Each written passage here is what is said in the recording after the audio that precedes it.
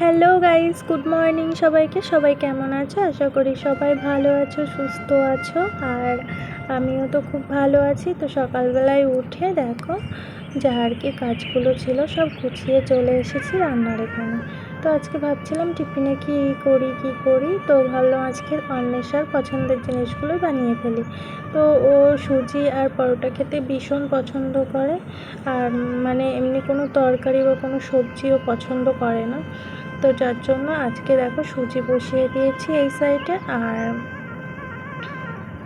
আজকে পরোটা বানাবো। আর এই দিকে আমি চা বসিয়ে দিয়েছি। আমি আবার মিষ্টি জিনিস অত পছন্দ করি না, তার জন্য ওইদিকে আমি চা বসিয়ে দিয়েছি, চা খেয়ে নেবো। আর এইদিকে ওর জন্য সুজি বানিয়ে নিচ্ছিলাম। তো সুজিটা ভালো করে লাল লাল করে ভেজে নিচ্ছিলাম যাতে সুজিটা খেতে বেশি ভালো লাগে।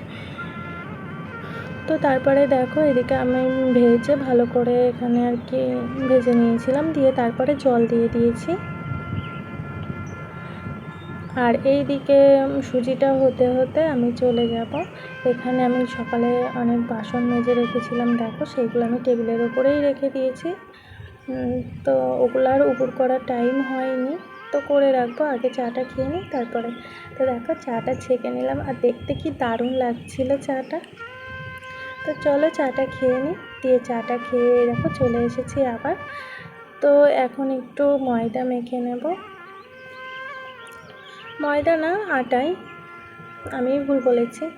তো এ দেখো আটাটা আর কি নিয়ে নিচ্ছিলাম। তো খুব বেশি করবো না, অল্প করেই করব। খুব বেশি করলে আবার নষ্ট হয়।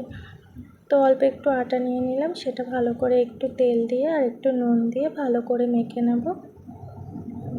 এই পরোটা বেলা নিয়েই আমার একটা কথা মনে পড়ে গেল, সেটা আমি তোমাদের সঙ্গে একটু শেয়ার করে দিই।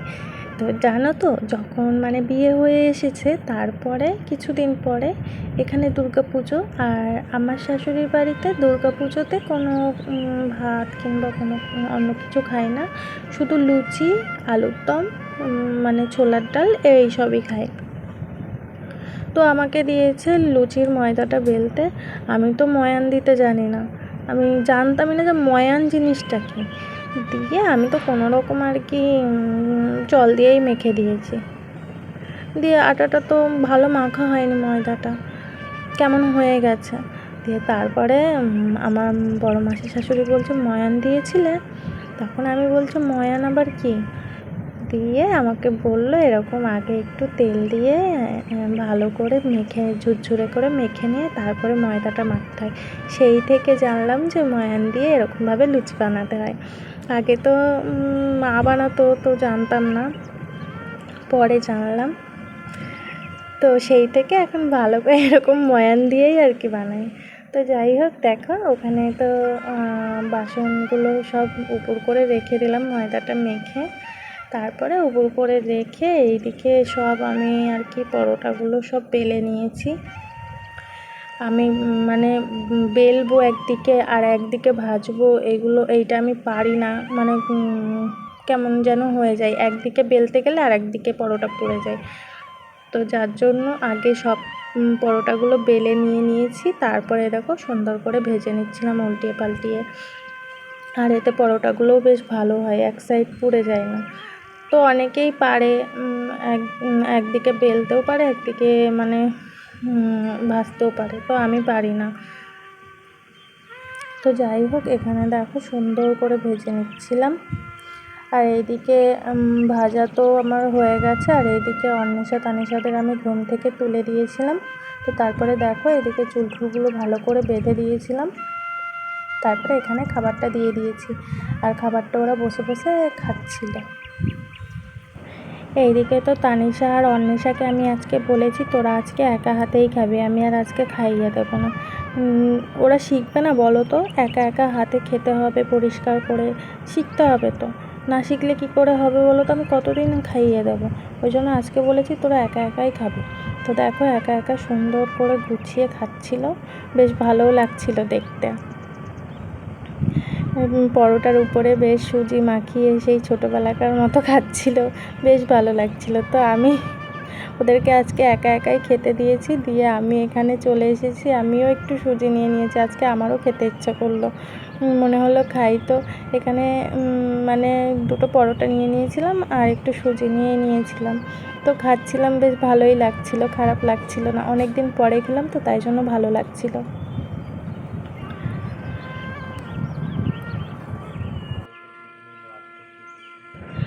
খেতে খেতে মনে হয় যে শুধু যদি এই খাওয়াটাই থাকতো, কাজ যদি না থাকতো কত ভালো হতো।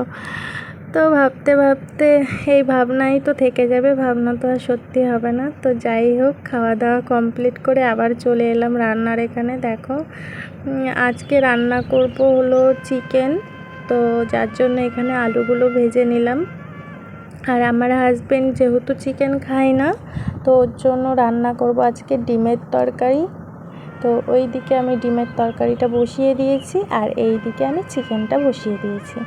তো চিকেনটা আমি খাবো আর আমার 2 কন্যা খাবে, আর ডিমটা আমার হাজব্যান্ড খাবে। ডিমের তরকারি ও আগে খেত, তো ও এখন বজরংবলীর পুজো করে বলে তাই জন্য এখন আর নিজের মন থেকেই খেতে চায় না। আর আমিও আর জোর করি না যে হ্যাঁ খেতেই হবে তোমার। তো এমনি সব কিছুই খায়, কিন্তু ওই মাংসটা যে বাদ দিয়ে দিয়েছে, একবার আগে খেত, তো মাংসটা একবার বাদ দিয়ে দেওয়ার পরে না ওর আর মন চায় না খাওয়ার জন্য, বলে যে আমার আর মন চায় না খাওয়ার জন্য, তাই জন্যই খাই না। তো আমি আর জোর করি না, থাক, যার যেটা মন চায় সে সেটাই করুক। তো যাই হোক, এখানে তো দেখো আমার মাংসটা বেশ কষানো হয়ে গেছে আর ওইদিকে ডিমের ঝোলটাও হয়ে গেছে প্রায়। তো এখানে জল দিয়ে ঢাকা দিয়ে দিলাম, আর ঢাকনাটা পাচ্ছিলাম না, ওই জন্য ওই থালাটা দিয়েই ঢাকা দিয়ে দিলাম। আর এইদিকে 2-1টা কাঁচা লঙ্কা দিয়ে দিলাম, যেহেতু অন্বেষা তানিশা খাবে তো ওই জন্য একটু ঝালটা কম দিয়েছি। আর আমি গোটা গোটা আর কি দিয়ে দিয়েছিলাম, ওগুলোই খেয়ে নেবো। তো এদিকে গরমের মধ্যে রান্না বান্না করে স্নান করে চলে এসেছি খাবারের এখানে। আর এখানে দেখো আমি ভাত বেড়ে নিয়েছিলাম আমার জন্য, এটা আমি আমার জন্য বেড়ে নিচ্ছিলাম। আর ওইদিকে ওদের দুজনের জন্য বেড়ে নিয়েছি ভাত।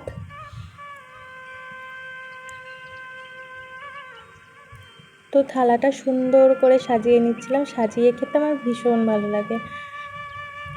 মানে আগাগোড়াই আমি একটু থালাটা সাজিয়ে খেতেই পছন্দ করি। আর এখানে পাট শাকটা নিয়ে নিয়েছিলাম, পাট শাকটা তোমাদের রান্না করা দেখাইনি আর কি। তো ওটা আমি করে নিয়েছিলাম সাইডে। আর এই দিকে দেখো আমি অন্বেষার ভাতটা দিয়ে দিয়েছি চিকেন দিয়ে, আর এই দিকে তানিশার জন্য ভাতটা আমি বেশ ভালো করে মেখে নিয়েছিলাম চিকেন দিয়ে, পাট শাক দিয়ে, আর তার সাথে শশাও নিয়ে নিয়েছি। তো ওকে আগে ভাতটা খাইয়ে আসবো, ও তো আর একা একা খেতে পারে না, একদমই ছোট। তো ওকে ভাতটা খাইয়ে তারপরে আমি এখানে চলে এসেছি, মানে সবাইকে খাইয়ে দাইয়ে তারপরেই আমি আসি। আমার খেতে একটু টাইম লাগে, আমি একটু সময় নিয়ে খাই, আমার খুব ভালো লাগে, মানে সব কাজ গুছিয়ে খেতে বসতে আমার ভীষণ ভালো লাগে। আর ওই যে সব কাজ ছড়িয়ে ছিটিয়ে থাকবে তারপরে আমি খাবো, আমার না ওই ব্যাপারটা একদম ভালো লাগে না। তো যাই হোক, আমি সব কাজ বাজ গুছিয়ে এসে ওদের খাওয়া দাওয়া করিয়ে তারপরে এখানে আমি চলে এসেছি খাবার খেতে। দেখো এত গরম যে হাত দেওয়া যাচ্ছিল না। আর আলুটা গলে গেছে, কিন্তু তোমরা দেখে ভেবো না যে গলেনি, কিন্তু আলুটা গলেছে, আমি গরমে ভাঙতে পারছিলাম না। তো ভিডিওটা কেমন লাগলো তোমরা অবশ্যই কমেন্ট করে জানাবে। আমার এই ছোট ছোট ভিডিওগুলো তোমাদের যদি ভালো লেগে থাকে অবশ্যই একটা লাইক দিয়ে যাবে। তো আজকের মতো